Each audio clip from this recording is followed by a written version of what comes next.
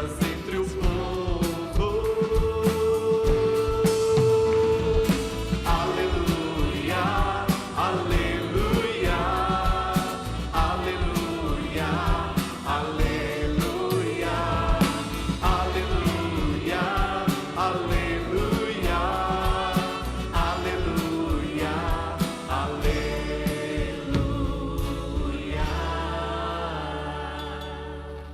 O Senhor esteja convosco.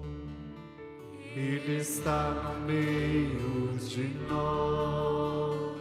Proclamação do Evangelho de Jesus Cristo, segundo João. Glória a vós, Senhor. Naquele tempo, disse Jesus aos seus discípulos: Como meu Pai me amou, assim também eu vos amei. Permanecei em meu amor. Se guardardes os meus mandamentos, permanecereis no meu amor, assim como eu guardei os mandamentos do meu Pai e permaneço no seu amor. Eu vos disse isso para que a minha alegria esteja em vós e a vossa alegria seja plena. Palavra da salvação. Glória a vós, Senhor.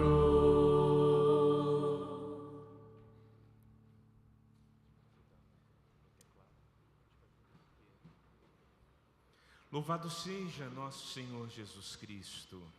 Para sempre seja louvado. Boa noite de novo.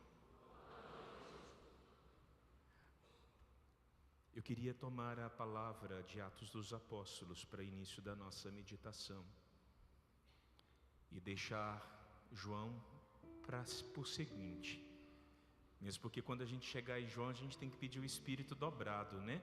Mesmo porque esses dias muitos de nós escutamos, né? Permanecei em meu amor, permanecei em meu amor. Então é preciso ter uma novidade do Espírito, né? Para poder pregar a mesma palavra e ela seja nova aos nossos corações. Mas nós estamos em Atos 15.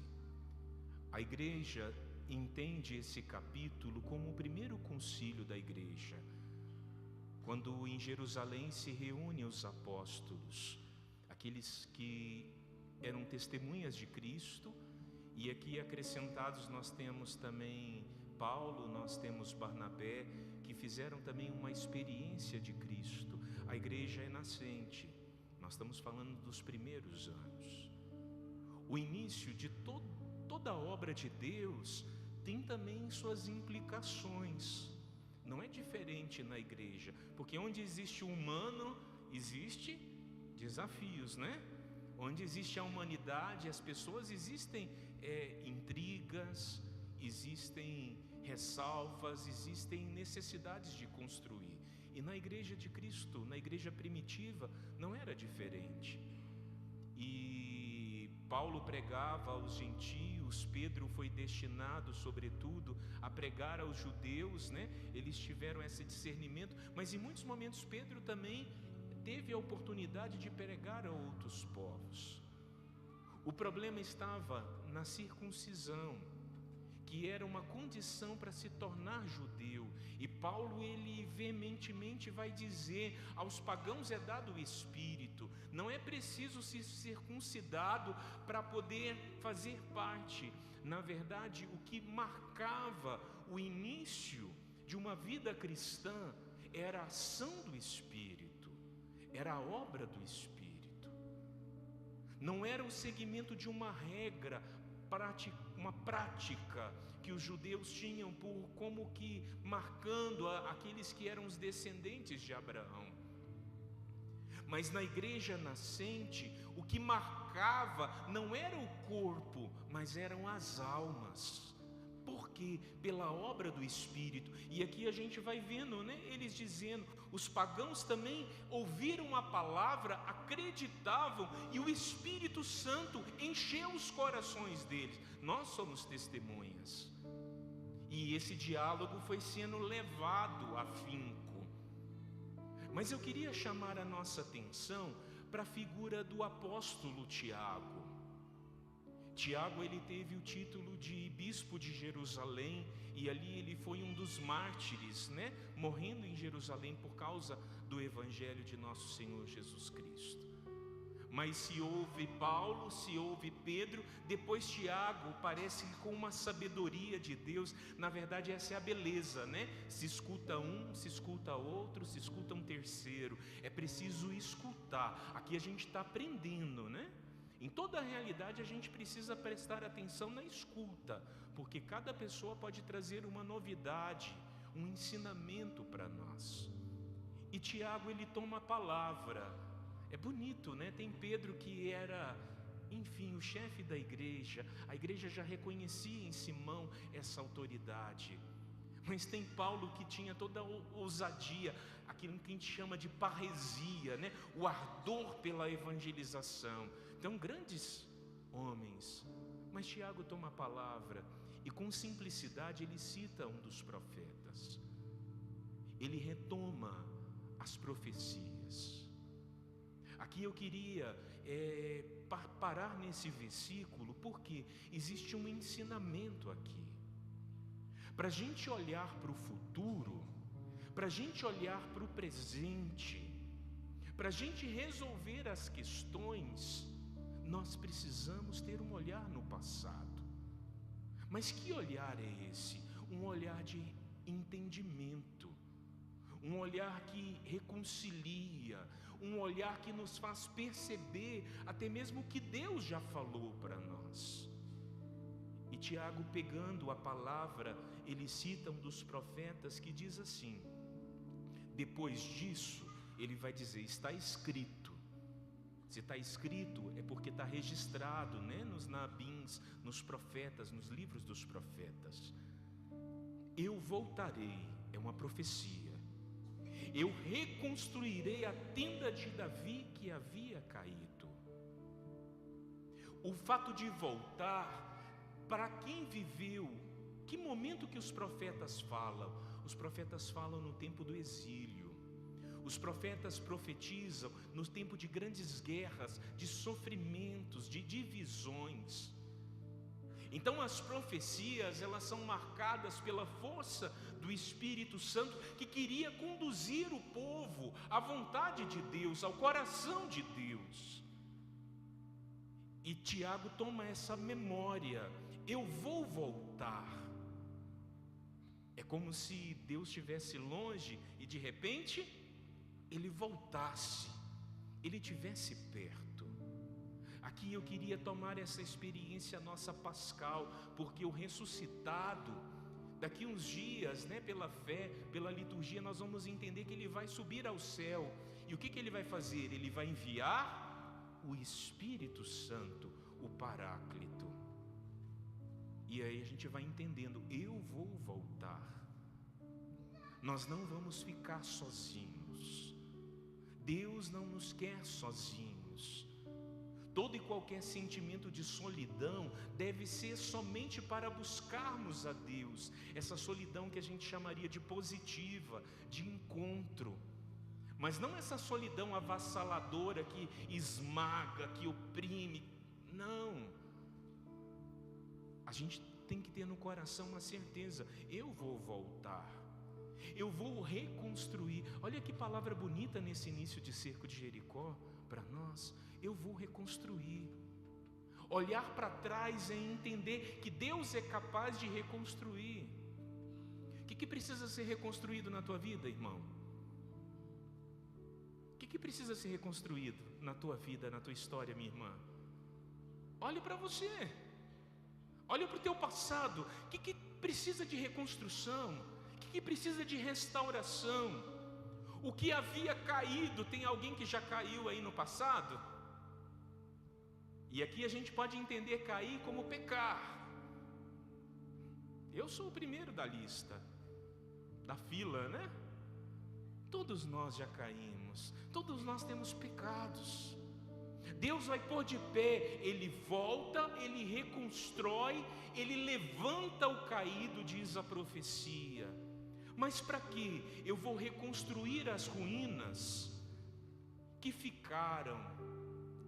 Gente, é tão bonito isso, porque o Senhor faz novo a partir daquilo que já existe. O Senhor quer reconstruir a nossa vida a partir da nossa própria história, a partir do nosso próprio passado. Ele tem o poder de refazer ruínas. E aqui a gente lembra a profecia, né? Eu sou o reparador de ruínas, o restaurador de brechas. É o Senhor que restaura, é o Senhor que põe de pé. E continua dizendo a palavra: eu reerguerei.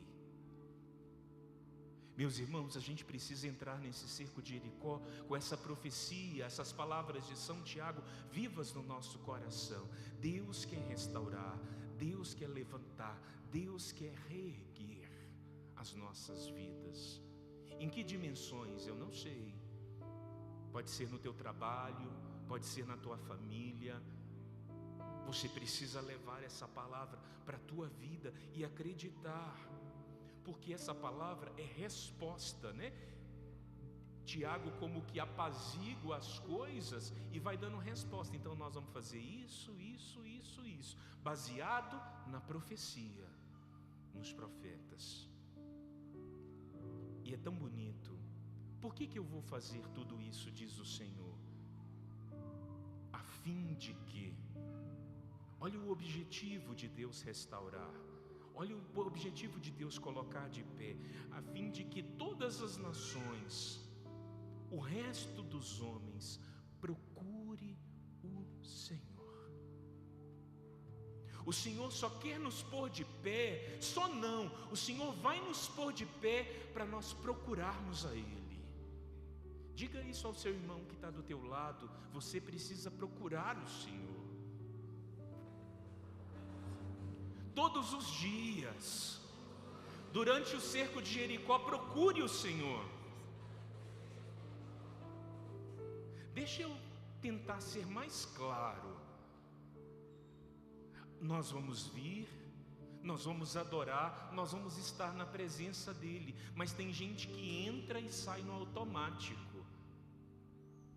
Eu queria propor para mim e para você a gente abandonar aquela tecla automático, aquela tecla que a gente entra na capela e ajoelha, male male, se benze, porque eu sei que tem hora, né? E eu fico lá com minha perninha. Não é automático, é procurar o Senhor, é olhar para o Senhor, porque o Senhor tem algo a fazer na tua vida, amém? Você acredita nisso? É preciso procurar, é preciso parar diante do Senhor, porque Ele é o Senhor de nossas vidas. Irmãos, nós estamos fazendo 27 anos de cerco de Jericó nesse mês de maio. Não é nem jubileu, né? Quando vai as datas entre os 25, 30, são datas que às vezes passam despercebidos, mas precisa ser lembrados, porque o Senhor um dia inspirou a comunidade Nova Aliança, aos irmãos viverem a graça do cerco de Jericó. E de um mês passou para 2, de 2 passou para 1 ano, de 1 ano nós estamos até aqui hoje, juntos. Há quantos anos fazendo o cerco de Jericó? E quando a gente cai na repetição dos hábitos, a gente pode perder o risco de não contemplar o mistério. Eu quero nos provocar. Quem chega agora, quem está vindo pela primeira vez na Nova Aliança hoje? Tem alguém? Olha aí, bem-vindos. Então para vocês é novo, tá bom? Quem está aqui há muitos anos? 10, 20. 20 não tem. 20 estamos aqui. 20. Aí tem alguns. 10, 15. Vai aumentando as mãos, né? Vamos sair da tecla do automático, até por causa desses irmãos. Posso pedir? Fiquem vocês dois em pé, quem veio primeira vez. Olha aí, por causa deles, qual é o seu nome? Yarley. Josélia, tem mais lá atrás. Josi, quem mais veio a primeira vez hoje? Aqui. Eu não vou conseguir falar todos os nomes, mas fiquem em pé, por favor. Vamos olhar para eles. Por causa deles, nós vamos pedir ao Senhor a graça de viver uma graça nova, como se eu estivesse chegando na igreja a primeira vez, como se eu estivesse entrando diante do Senhor a primeira vez, buscando o Senhor. Sabe por quê? Porque por causa deles, o Senhor vai erguer. E aí lembre de tantos outros que você gostaria que estivesse aqui. Obrigado, podem sentar. A promessa é: eu vou procurar o Senhor para que esteja na presença dEle muitos homens. E aí começa de mim, começa de você essa procura, essa busca que nós precisamos fazer. É o que diz o Senhor, que fez essas coisas conhecidas a seu tempo. E o tempo do Senhor é hoje. O tempo da profecia é hoje. É o tempo da igreja. É o tempo do Espírito Santo em nossas vidas. Esse é o tempo de Deus, acredite nisso. Eu olho para o passado, vamos retomar. Eu olho para o passado para reerguer. Eu olho porque o Senhor quer voltar comigo. Não para mim ficar lambendo feridas, lambendo quedas, mas para mim ter a força o suficiente, pelo dom do Espírito Santo, de lembrar quem me põe de pé, quem reergue a minha vida, quem reconstrói as nossas vidas é o Senhor. E Ele quer fazer isso todos os dias. Sabe, meus irmãos, muito mais do que as curas, os milagres e Deus faz, nós somos testemunhas. O extraordinário de Deus se chama encontro pessoal com Ele.